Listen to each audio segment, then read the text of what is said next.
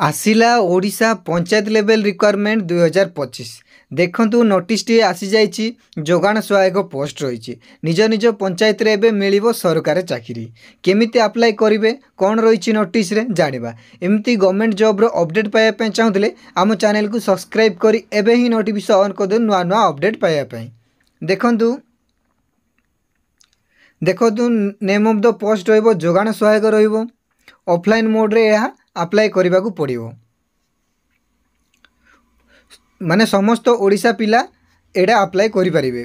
Place of posting रहिबो ओडिशा रे। Last date देखंतु 12/9/2025 जाक रही।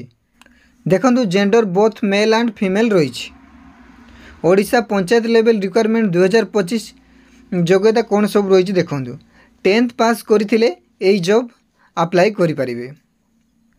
देखंतु एज लिमिट देखंतु 21 रु 35 बा 45 वर्ष भितर होइथिबा आवश्यक रही।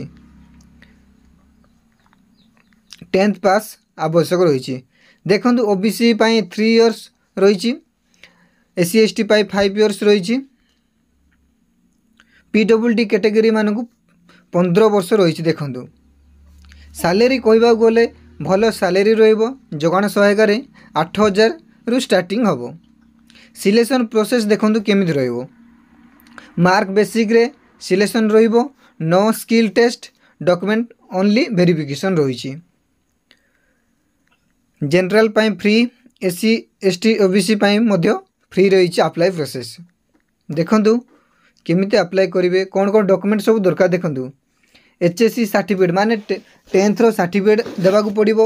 +2 सर्टिफिकेट एंड मार्कशीट देबाकू पड़िबो। कास्ट सर्टिफिकेट आधार कार्ड एवं रेसिडेंट सर्टिफिकेट तापरे पासपोर्ट साइज देबाकू पड़िबो।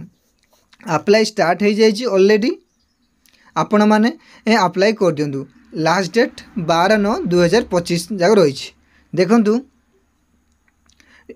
एई फॉर्म टी फिलअप करिकी आपण माने अप्लाई करिवे। पोस्टल रे अप्लाई करने को पड़ो। एटा फॉर्म टी फिलअप करी पोस्टल स्पीड पोस्ट द्वारा अप्लाई करने को पड़ो एवं सिलेक्शन आसिले आपण माने गवर्नमेंट जॉब पाई परिबे।